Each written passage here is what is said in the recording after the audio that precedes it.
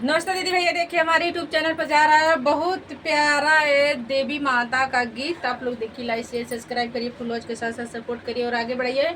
इन दोनों दीदी का जैसे चैनल का नाम है, क्या नाम है? पीरिया गोरखपुरिया पे जा रहा है देखिए गीत, आप और लोग लाइक देखिए, शेयर सपोर्ट करिए। पीरिया गोरखपुरिया 304 ये दीदी के चैनल के नाम है, उसी चैनल पे गीत जाएगा। आप लोग देखिए, सपोर्ट और करिए, ज़्यादा से ज़्यादा शेयर करिएगा। कमेंट बॉक्स में बताइएगा ये गीत आप लोग को कैसा लगा, क्योंकि ये नए चैनल है तो हम लोग पहली बार गा रहे हैं। इस पे बड़ा वीडियो बना रहे हैं। माता जी का गीत आप लोग तो जानते हैं, पहली बार तो माता जी का गीत निकलता है उस पर।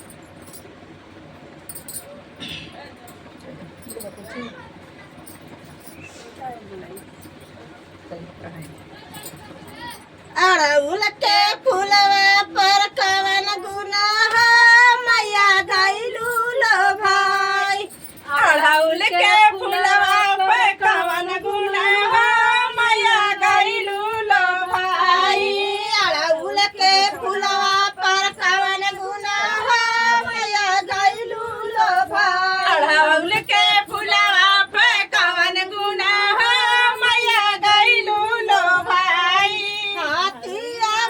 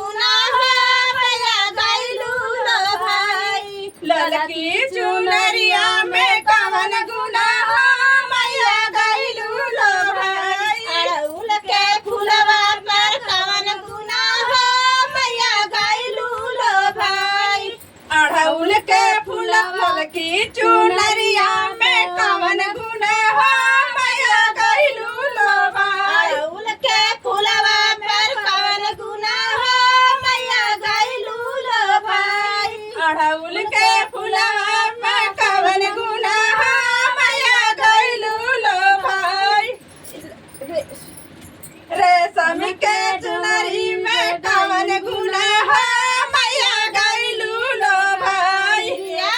मीना माई के मनही ना भावे प्रिया मीना माई के मनही ना भावे। प्रिया मीना माई के मनही ना भावे प्रिया मीना माई के मनही ना भावे। पर कुलही देवतवा में कवन गुना हो मैया गइलू लो भाई। पर कुलही देवतवा में कवन गुना हो मैया गइलू लो भाई। कुलही देवतवा में कवन गुना हो मैया गइलू लो पर भाई। कुलही देवतवा में कवन गुना हो मैया गइलू लो भाई। अड़हुल के फुलवा में कवन गुना हो मैया गइलू लो भाई। अड़हुल के फुलवा में